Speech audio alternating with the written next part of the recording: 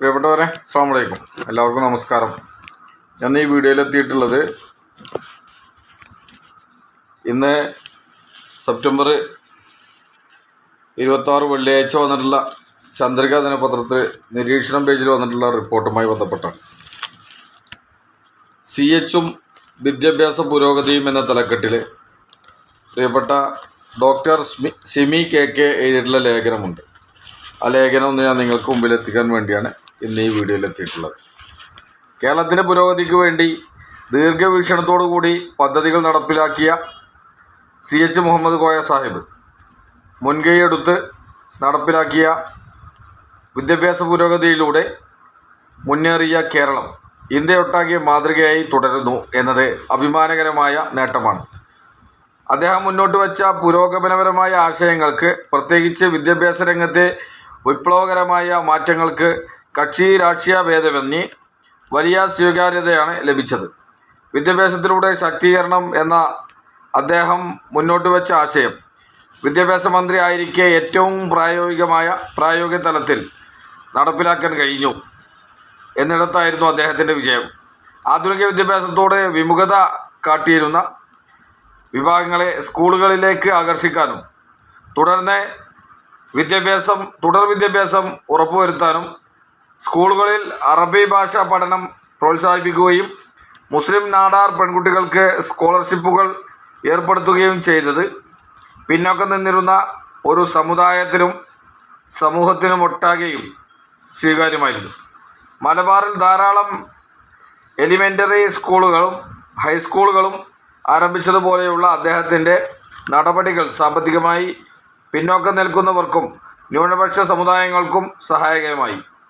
വിദ്യാഭ്യാസ മന്ത്രി ആയിരിക്കെ 10ാം ക്ലാസ് വരെ നിർബന്ധിത വിദ്യാഭ്യാസം ഉറപ്പുവരുത്തിയതും സ്വകാര്യ കോളേജുകളിൽ പട്ടികജാതി പട്ടികവർഗ വിദ്യാർത്ഥികൾക്ക് സംവരണം ഏർപ്പെടുത്തുകയും ഈ നടപടി ശക്തമായി നടപ്പിലാക്കുകയും ചെയ്തു എന്നതുമെല്ലാം വിപ്ലവകരമായ തീരുമാനങ്ങളായിരുന്നു. അറിവിൻ്റെ വാതിലുകൾ കൊട്ടിയടക്കപ്പെട്ടിരുന്ന ഒരു സമൂഹത്തിന് പുതുവെളിച്ചം മേകാനായി നിരവധി കോളേജുകൾ സ്ഥാപിച്ചതും അദ്ദേഹത്തിൻ്റെ ഒന്നാകെയുള്ള പുരോഗതിക്ക് ഊർജമായി. മലബാറിലെ ആദ്യത്തെ സർവകലാശാലയായ കാലിക്കറ്റ് സർവകലാശാലയും കൊച്ചി ശാസ്ത്ര സാങ്കേതിക സർവകലാശാലയും കുസാറ്റ് അവയിൽ ശ്രദ്ധേയമായിരുന്നു. 1861 സ്ഥാപിതമായ MIT ആധുനിക അമേരിക്കയുടെ സാങ്കേതിക വിദ്യയുടെയും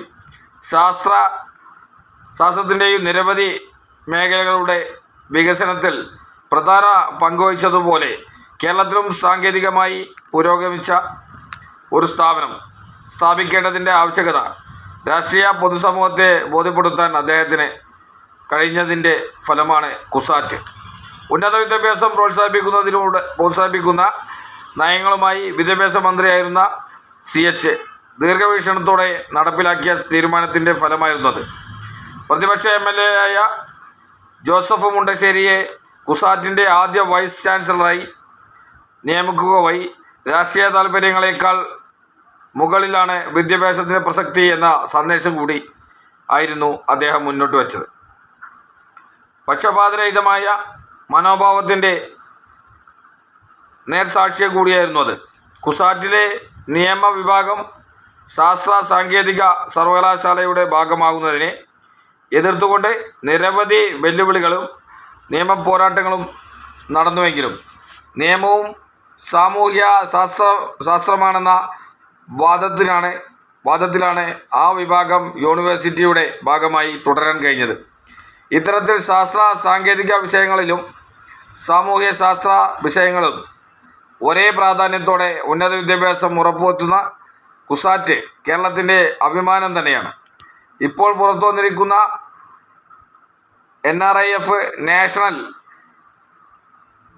ഇൻസ്റ്റിറ്റ്യൂഷണൽ റാങ്കിംഗ് ഫ്രെയിംവർക്ക് റാങ്കിംഗ് പ്രകാരം ഇന്ത്യയിലെ സംസ്ഥാന സർവകലാശാലകളിലെ 6ാം സ്ഥാനം എന്ന അഭിമാനകരമായ നേട്ടം കൈവരിച്ചപ്പോൾ CHൻ്റെ ശ്രമങ്ങളൊന്നും പാഴായിട്ടില്ല എന്നതിൽ അഭിമാനിക്കാം.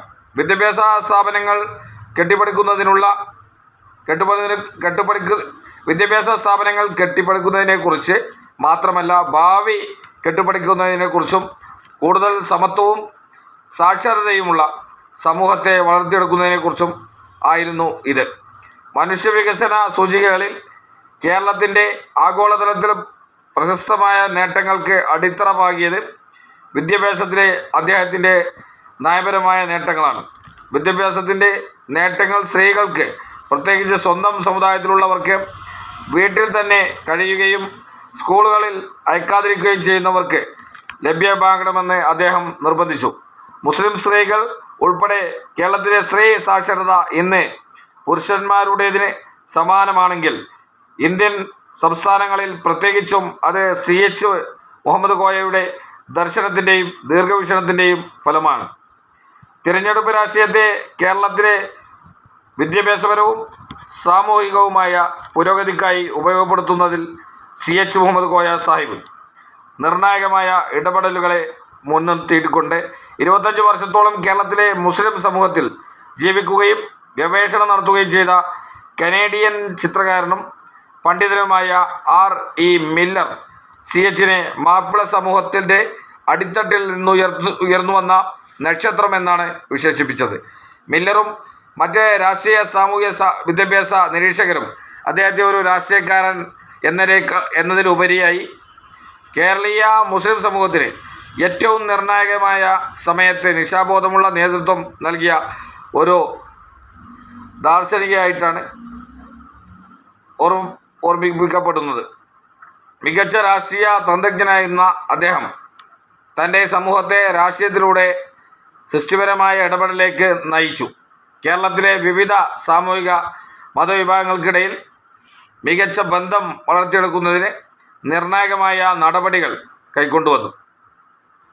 വിദ്യാഭ്യാസത്തിലും ഭൂപരിഷ്കരണത്തിലും ശ്രദ്ധ കേന്ദ്രീകരിച്ചുള്ള വ്യക്തമായ സാമൂഹിക വികസന അജണ്ട നടപ്പിലാക്കുക വഴി സാമൂഹിക വികസനം സാധ്യമാക്കുകയും അതുവഴി സമൂഹത്തെ കേരളത്തിൻ്റെ വിജ്ഞാന സമ്പദ് വ്യവസ്ഥയിൽ സംയോജിപ്പിക്കുവാനും കഴിഞ്ഞു. ഏതാനും വർഷങ്ങൾക്ക് മുൻപ് ഇന്ത്യയിലെ ബ്രിട്ടീഷ് ഹൈക്കമ്മീഷണർ കൊച്ചിയിലെ കേരള ചേംബറിൽ നടന്ന പരിപാടിയിൽ പങ്കെടുക്കവേ അദ്ദേഹത്തിൻ്റെ പ്രസംഗം ആരംഭിച്ചത് തന്നെ കൊച്ചിയിലെ ആളുകൾ ഭാഗ്യവാന്മാരാണ്, കാരണം നിങ്ങളുടെ ഏറ്റവും അടുത്താണല്ലോ Cochin university of science and technology എന്ന് പറഞ്ഞുകൊണ്ടാണ്. ഒരു ശാസ്ത്ര സാങ്കേതിക വിദ്യാഭ്യാസ സ്ഥാപനത്തിൽ ഒരു ബ്രിട്ടീഷ്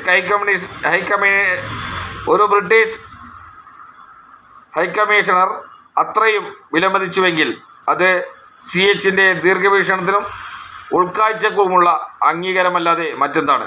ഒരു വ്യക്തിയുടെ പേര് അദ്ദേഹത്തിൻ്റെ മരണശേഷവും ഉപയോഗപ്പെടുത്തുന്നുവെങ്കിൽ അത് തീർച്ചയായും അവരുടെ പ്രവൃത്തികളിൽ നീതിയുടെയും മഹത്വത്തിൻ്റെയും അടിസ്ഥാനമാക്കി മാത്രമായിരിക്കും.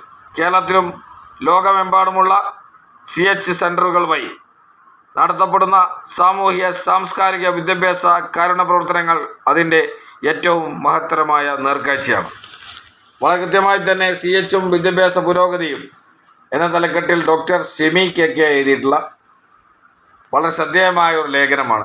CHനെ ഓർമ്മപ്പെടുത്തുന്ന CHും വിദ്യാഭ്യാസ പുരോഗതിയും എന്ന തലക്കെട്ടിൽ കൃത്യമായി തന്നെ CHനെ ഓർമ്മപ്പെടുത്തുന്ന വളരെ കൃത്യമായി തന്നെ വിദ്യാഭ്യാസ മേഖലയിൽ CHൻ്റെ കാൽവെപ്പോടെ കേരളത്തിലുണ്ടായ വിദ്യാഭ്യാസ പുരോഗതിയെക്കുറിച്ച് എല്ലാം ഉൾക്കൊള്ളിച്ചുകൊണ്ടാണ് പ്രിയപ്പെട്ട ഷിമി KK ഈ ലേഖനം എഴുതിയിട്ടുള്ളത്.